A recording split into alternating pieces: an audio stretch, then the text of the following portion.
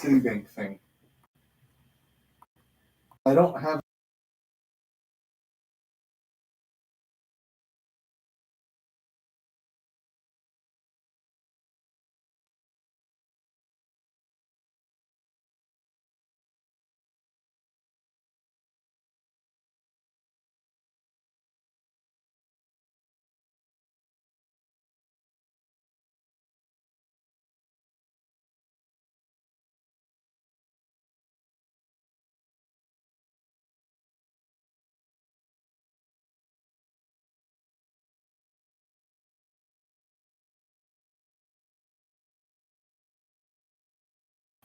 What's up, everybody? Just getting things set up and we'll be ready to go.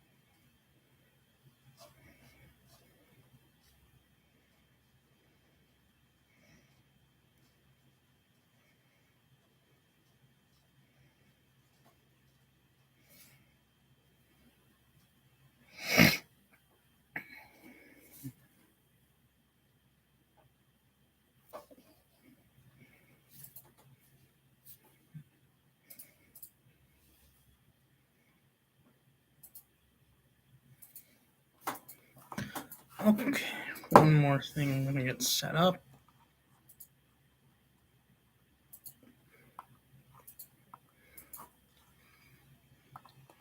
All right.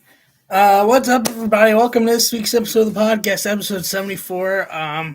There won't be intro, outro song for the next few weeks, as I had forgotten even last week there shouldn't have been one, as it's a time period for Jews where can't have or be playing or listening to music that's not acapella, which does not fit my intro, outro song. So for the next few weeks, probably until June, there won't be intro outro song. Just a heads up. Maybe last week of May, but if not June. But either way, just a heads up about that. But this week we actually got a jam-packed episode because let's just jump into the NFL big news. Aaron Rodgers, after all the questions of is he going to get traded? Is it going to happen? When is it going to happen? Well, just as we get right before the NFL draft, the trade has finally happened. Aaron Rodgers is officially a Jet. Going along with him is the 15th pick this year, a 2023 fifth round pick, number 170. And that fifth round pick was just 170th overall pick. Packers in return will get the 13th overall pick, a 2023 second rounder, number 42, a sixth rounder, 207, and a conditional second round pick that could become a first if Rodgers plays 65% of the snaps, which most likely that's going to end up happening. Interesting the way how it's played out. I would say it's a relatively fair trade. I don't think anyone overgave or undergave, and we'll see how it plays out for the Jets. They get a good quarterback, which is really going to help them out a lot, and the Packers get draft picks that can help moving up 2 spots. And the Jets only had to move down 2 spots with their first round pick. Which, speaking of the NFL draft, that is actually Thursday night. It starts, and we'll be going through Saturday. I don't have a mock draft because I just did not even try to come up with one. But we'll see what happens with the draft. I'll probably cover a recap of it next week. But that is this Thursday through Saturday in Kansas City. I believe it's probably going to start around 8:30 Eastern time. NFL Network and like ESPN, a whole bunch of other networks. But that's the big NFL news. So let's get right into baseball. Right before the games today, Brian Reynolds of the Pittsburgh Pirates, outfielder who's been big, crucial part to their start of the season, and really has just been a great, underrated outfielder the last few years, has finally gotten an extension for the Pittsburgh Pirates, signing a 8-year deal for about a little bit, I think it was like 105 or so million overall. Great, he finally got an extension. It was about time that he got that extension, and we'll see how things play out. And especially for Pittsburgh, it's big because he had not been liking things and had thoughts about wanting to be traded, but in the end, at least for now, he's staying with the Pittsburgh Pirates. Could that change down the line? Maybe. But with how they're starting this season, I doubt it could be coming anytime soon unless this is not truly how this season's going to unfold and they just hit a fork in the road at some point in the year. But now let's just get into general MLB weekly recap. So, starting from last Tuesday, Bryson Stott got a hit in the opener to make its 17-game hitting streak in the Phillies' 7-4 win over the White Sox in Game 1. But the streak would end at 17 as he would not get a hit in the second game in a 3-0 loss. Also in the second game, Lucas Giolito carried a no-hitter into the 8th, ended in the 8th by a bullpen on a Brandon Marsh single, which was the only Philly hit that night. He went 6 innings, not giving up any hits, no runs, 1 walk, and 7 strikeouts. Jake Burger 3-run homer was the only runs in the game in that second game. 5-run sixth by Texas helps them beat Kansas City 12-2 that had 7 straight hits, I think, in that inning. 6-run fourth helps Arizona beat St. Louis 8-7. Wilson Contreras had a 2-homer game for St. Louis. Solo in the 7th versus the Cardinal and 2-run homer in the 9th, which kept the Cardinals alive, but it was not enough to be able to come back to win. Gary Carpenter's walk-off solo home run in the 9th in the first game of a doubleheader marks 3 straight walk-off wins for the Detroit Tigers, which is tied for a franchise record in a 4-3 win, but they did not have a walk-off in the second game, but they did win the second game 1-0. So the streak ended after the first game. Oh, and the second game actually lasted 1 hour and 50 minutes, which is the fastest for I don't know if I think it's either Tigers history or maybe flat out MLB since June 10th of 2010. Another Tigers Guardians game. Well, at the time Indians, but now Guardians. That lasted an hour 44, and I believe from what I've heard that was the Andres Galarraga infamous 28 out perfect game. It is a long story about that whole game, and honestly, I probably could dive into it for a full episode, but if you just want to know more about it, you can look it up and find it easily between YouTube or anywhere else on the web.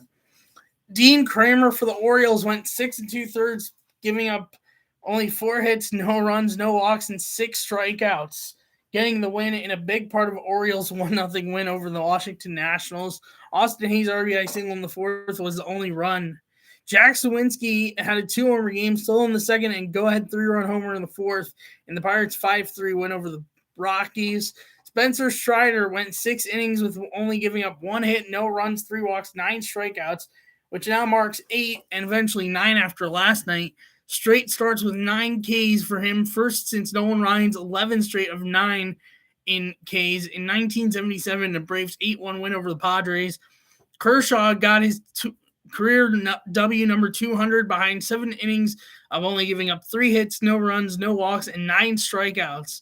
In this game, JD Martinez had a 2-homer game, 2-run homer in the first and a solo home run in the third, and RBI single in the eighth to lead the Dodgers to a 5-0 win over the Mets.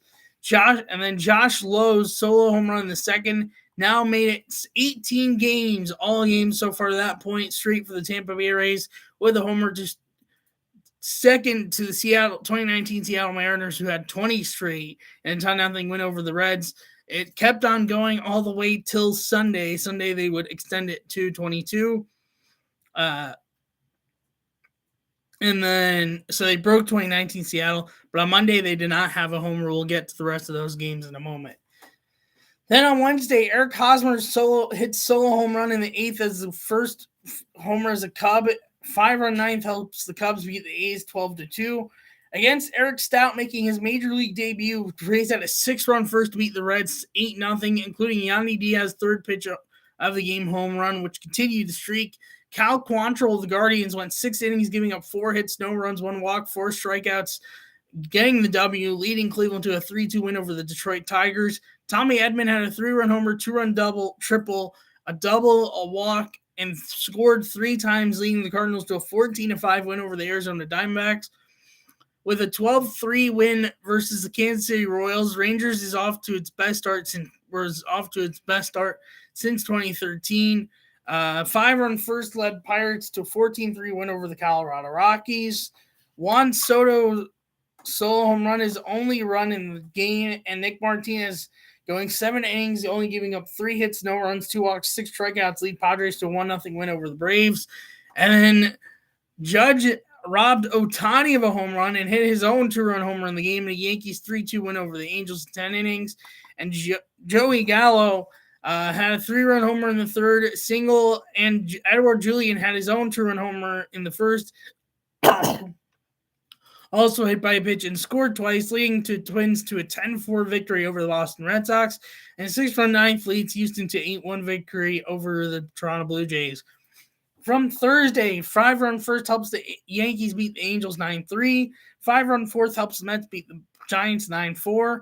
James Outman had a 2-homer game against the Cubs, solo home run in the third, and go-ahead grand slam home run in the ninth, and the Dodgers 6-2 victory over the Chicago Cubs. Connor Joe 3-run homer and Jack Sawinski solo homer went back-to-back in the first and a 4-3 win over the Reds.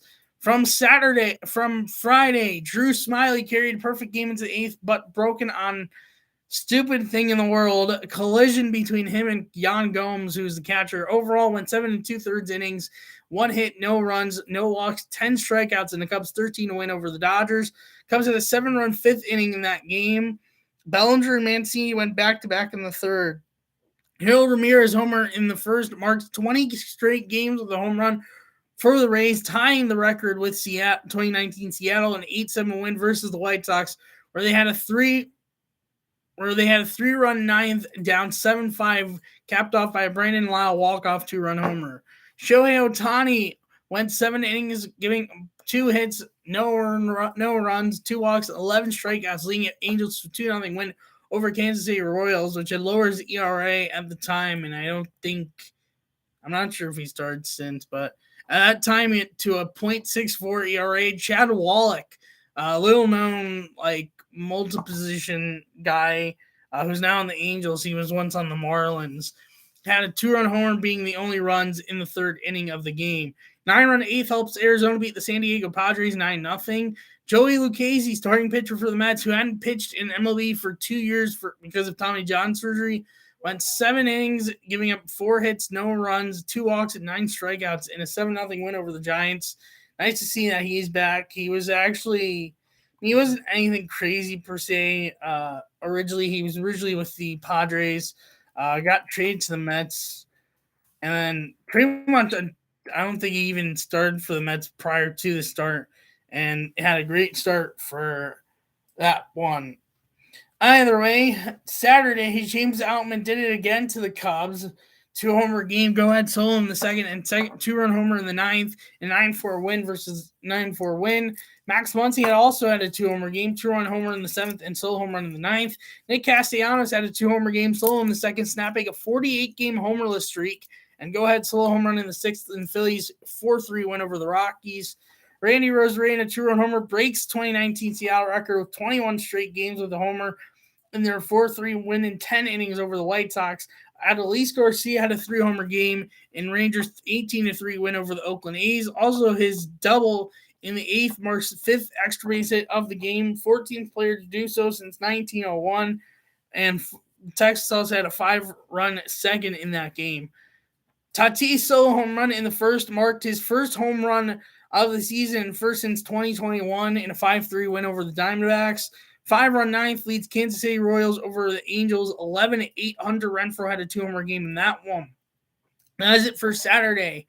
For Sunday, Max Muncy 2-run homer and JD Martinez solo home run went back-to-back in the sixth and the 7-3 Dodgers win over the Cubs. Freddie Freeman's strikeout looking in third was Stroman's 1,000th career strikeout. Luke Raley, homer in the second, made it 22 straight games with a home run for Tampa Bay to start the season and a 4-1 win over the White Sox. That would be the last one, as they did not homer yesterday. Logan T. Allen, in his debut for the Guardians, went 6 innings strong, giving up 5 hits, 1 run, 1 walk, 8 strikeouts, getting the win in a 7-4 Guardians win over the Marlins. John Birdie swinging was his first strikeout, and Jose Ramirez and Josh Bell went back-to-back in the third inning in this game. Masataka Yoshida had a 2-homer game, first in both in the same inning, solo home run, and then a grand slam home run, both in a 9-run eighth. First in MLB for 2 and 1 innings since Edwin Encarnacion for the Blue Jays back on July 26th of 2013. First for the Red Sox since David Ortiz on August 12th in 2008 and in a Red Sox 12-5 victory over the Brewers. Brian Anderson also had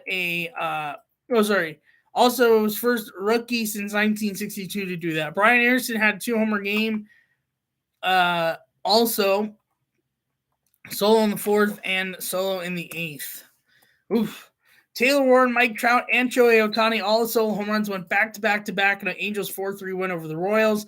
With Astros 5-2 win over the Braves, they became the first team to sweep the Braves 3-game series, this was specifically, in almost 2 years.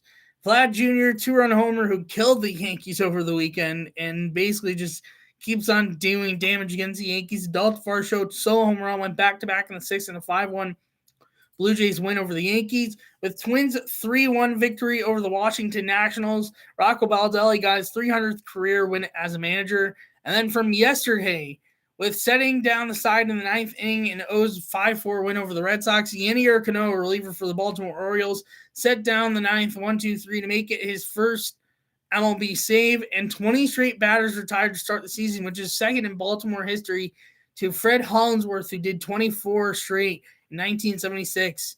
And even though the Rays did win yesterday 8-3 over the Astros to move to 14-0 at home, because without a homer, the streak would end at 22, though, to start the season, which is still a great streak, but rough to see it end. Sonny Gray faced against one of his old teams, the New York Yankees, 7 innings, 3 hits, no runs, 2 walks, 8 strikeouts, and a 6-1 win over the Yankees. 5-run 6th by the Angels doesn't help, as 3-run 10th by Oakland helps them beat the Angels 11-10 in 10 innings. Brent Roker and Jesus Aguilar went back-to-back both in the first and third innings, meaning they both had a 2-homer game. And Brandon Drury had a 2-homer game for the Angels, solo homer in the second and 2-run homer in the 10th. Alex Cobb had a complete game shutout on 6 hits, only 1 walk, no runs. Oh, of course, no runs. 1 walk and 4 strikeouts. First complete game shutout since the first career one in Oakland in 2012 as the Giants beat the Cardinals 4-0. And then Josh Young had a 2-homer game, a solo homer in the second and 2-run homer in the fifth, along with a fielding error from the first inning in a 7-6 loss to the Reds. Texas with losses now this season, 12-1 when scoring 5+ runs. And that is the games part of the recap. So standings update. AL East, Rays still in first place at 23, ending on a 6-game win streak, followed by the Orioles at 15-7, ending on a 7-game win streak, followed by the Blue Jays at 14-9, ending on a 2-game win streak, followed by the Yankees at 13-10, ending on a 2-game losing streak, followed by the Red Sox at 12-12, ending on a 1-game losing streak. For the AL Central, the Twins still in first place at 13-10, ending on a 2-game winning streak, followed by the Guardians at 11-12, ending on a 1-game losing streak, followed by the Tigers at 8-13, who at one point were on a 5-game win streak, ending on a 1-game win streak, followed by the White Sox at 7-16, ending on a 5-game losing streak, followed by the Royals at 5-18, who are at one point on a 7-game losing streak, ending on a 2-game losing streak. For the AL West, the Rangers still in first place at 14-8, ending on a 1-game losing streak, followed by the Astros at 12-11, ending on a 1-game losing streak, followed by the Angels at 11-12, ending on a 1-game losing streak, followed by the Mariners at 10-12, ending on a 1-game losing streak, followed by the A's at 5-18. At one point, we're on a 7-game losing streak, ending on a 1-game win streak. That is it for the AL. For the NL, specifically in the NL East, first, Braves and first place still at 15-8. At one point, we're on an 8-game win streak, and ended on a 1-game win streak, followed by the Mets at 14-9. One point around a 5-game win streak, ending on a 2-game losing streak, followed by the Marlins at 12-11, ending on a 2-game losing streak, followed by the Phillies at 11-12, ending on a 1-game losing streak, followed by the Nationals at 7-14, ending on a 1-game winning streak. For the NL Central, Pirates in first place at 16-7 on a 7-game win streak, continuing their red-hot start to the season, followed by the Brewers at 15-8, ending on a 2-game losing streak, followed by the Cubs at 12-9, ending on a 2-game losing streak, followed by the Cardinals at 9-14, ending on a 1-game losing streak, followed by the Reds at 8-15. At one point, we're on a 6-game losing streak, ending on a 1-game winning streak. And then for the NL West, Diamondbacks in first place at 13-11, ending on a 1-game win streak, followed by the Dodgers at 12-11 on a 2-game win streak, followed by the Padres at 12-12, ending on a 2-game win streak, followed by the Giants at 9-13. At one point, we're on a 5-game losing streak, ending on a 3-game win streak, followed by the Rockies at 7-17, ending on a 1-game win streak, but we're 1 point on an 8-game losing streak. And then tonight's schedule, Rockies at Guardians at 6-10, Ryan Feltner pitching for Colorado, Peyton Battenfield pitching for Cleveland. Hold on 1 minute. Sorry. Red Sox at Orioles at 6:35. Corey Kluber going for Boston. Kyle Bradish going for Baltimore. Dodgers at Pirates at 6:35. Noah Syndergaard pitching for the Dodgers. Leon Oviedo pitching for Pittsburgh. Houston at Astros at Rays at 6:40. Luis Garcia pitching for Houston. Drew Rasmussen pitching for Tampa. Rangers at Reds at 6:40. Martin Perez pitching for Texas. Luke Weaver pitching for Cincinnati. Mariners at Phillies at 6:40. Logan Gilbert pitching for the Mariners. Rayleigh Falter pitching for the Phillies. White Sox at Blue Jays at 7:07. Mike Clevenger pitching for Chicago. Jose Barrios pitching for Toronto. Nationals at Mets at 7:10. Josiah Gray pitching for the Nationals. For Washington, Jose Butto, who was just recently called up today due to injury, is starting for the Mets. Marlins at Braves at 7:20. Ryan Hoenig starting for the Marlins. Charlie Morton starting for the Atlanta. Padres at Cubs at 7:40. It's Blake Snell starting for San Diego. Justin Steele starting for Chicago. Yankees at Twins at 7:40. Nestor Cortez Jr. pitching for the Yankees. Joe Ryan pitching for the Twins. Tigers at Brewers at 7:40. Spencer Turnbull pitching for Detroit. Eric Lauer pitching for Milwaukee. Angels at 9:38. Mason Miller pitching for Oakland. Griffith Canning pitching for the Angels. Royals at Diamondbacks 9:40. And then Cardinals at Giants 9:45. Brasinger pitching for Kansas City. Ryan Nelson pitching for Arizona. And then Jake Woodford for St. Louis. John Brebbia for San Francisco. That is for MLB. NBA playoffs update. So there's been one series that has ended. All the rest are still going on so far to this point. I almost said Red Sox. For Celtics, Hawks. Celtics took game 2, 119-106. The Hawks took game 3, 130-122. But the Red Sox took, or not Red Sox, Celtics took game 4, 129-121. Cavs and Knicks. The Cavs took game 2 to even up the series, 107-90. The Knicks took game 3, 99-79, take a 2-1 series lead. And then Sunday, beat the Cavs 102-93 to go up 3-1 going into game 5. For Heat Bucks, Milwaukee took game 2, 138-122. Miami took game 3, 121-99. And then Miami took game 4, 119-114.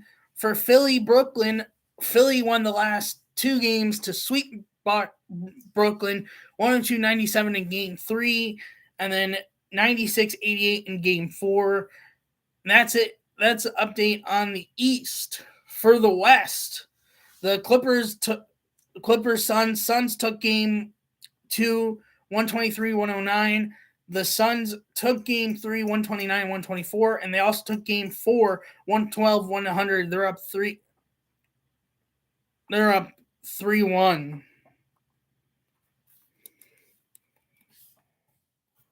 I don't know what. No, yeah. Sorry about that. For Memphis Lakers, Memphis took game 2, 103-93. The Lakers took game 3, 111-101. They took game 4, 117-111 in overtime to take a 3-1 series lead. As for the Denver-Minnesota series, Denver took games 2 and 3, 112, 122-113 in game 2, and then 120-111 in game 3. But Minnesota took game 4 to keep themselves alive, 114-108 to keep the series alive for at least one more game. But they could, if they lose game 5, they are eliminated. And then Golden State took game 3, 114-97, and they took game 4, 126-125 to even up the series. And then for today's schedule, Hawks at Celtics game 5 at 7:30 on TNT in Boston. Boston up 3-1 and with a win and could send Atlanta home for the season. Timberwolves at Nuggets 1-8 at 9 p.m. on NBA TV. Nuggets close the series out tonight. And then Clippers at Suns at 10 p.m. on TNT. Suns could close out the Clippers tonight with a win. That is it for this week's episode of the podcast. Thank you so much for watching and listening. If you are new on YouTube, leave a like, hit the subscribe button, hit the notification bell, so you're notified when I go live and or post a video. If you're new on audio, follow the podcast, leave a review, and hit the notification button so you're notified when I post on there. Thank you so much for watching and listening. I will see you in next week's episode 75. Bye.